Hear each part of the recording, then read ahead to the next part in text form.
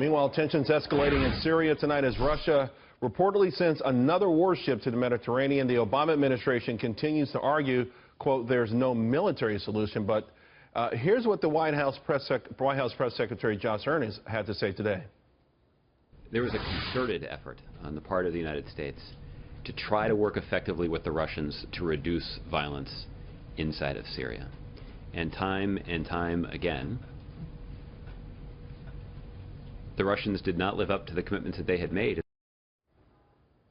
Joining me now, former Green Beret Ben Collins and Christian Whiton. Christian, Dan Henniger wrote a really great piece in the Journal today saying Aleppo is Obama's Sarajevo. Certainly there, Josh Earnest seemed like he seemed like a powerless wimp. And yet we're not sure what we're going to do there to help, if anything, can we at this point? Not really, no. Both sides are wrong here. I mean, there is a valid criticism of John Kerry and Obama. Literally, Kerry said we weren't going to consult the Russians anymore because they broke their word on Syria, and 48 hours later, he was consulting the Russians again. So it makes us look pathetic and silly. On the other hand, we don't have very strong national interest in Aleppo. There's going to be a humanitarian tragedy, yes, but frankly, we're at the point where we might want just to let Assad and the Russians gain the upper hand, as they inevitably seem to be doing along coastal Syria.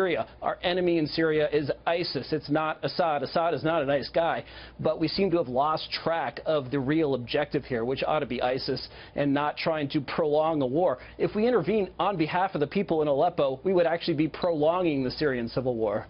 So, Ben, a lot of people are saying, hey, keep Assad. We've learned a valuable lesson about these dictators.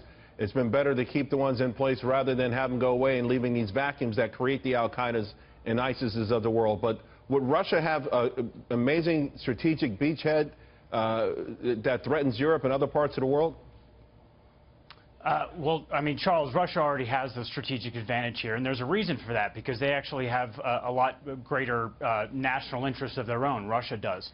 But, you know, look, I will say that the reality here is it's all about leverage, and I think that's what we've seen, certainly, with the uptick in what Russia's been doing and the escalation of the airstrikes. Because, you know, look, Putin knows. I mean, he's still dealing with an economy that's been really fractured because of the economic sanctions. So he can only stay that long in terms of on the footing he is, I think, in Syria. So it's in his interest to essentially make Assad as powerful as Assad can be and make the rebels as weak as they can possibly be for the eventual political solution. But look, I think he's willing to kind of back his interests much further than ours.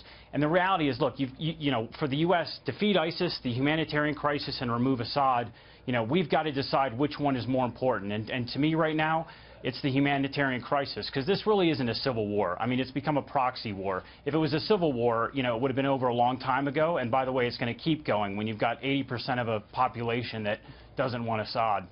You know, there's also a thing here, Christian, that the White House working to actually weaken sanctions on Syria, Russia, and Iran. What is that all about? Right. Well, it's again this policy of basically it's meant to be soft on Iran. Basically, the thinking that, you know, taking tensions down. I mean, there aren't that many tensions left. We seem to pull all of our punches on Iran. So this is part of the appeasing Iran strategy. Now, of course, we're trying to do the opposite, it seems, in Syria. If we're talking tough on Russia and Assad and by extension Iran, of course, backs Assad, then it's the usual just sort of unclear foreign policy that has no real strategy or guiding light behind it. I guess the days of America being the sheriff of the world, riding to the rescue in a white hat, are long gone. Gentlemen, thank you both very much. Really appreciate it.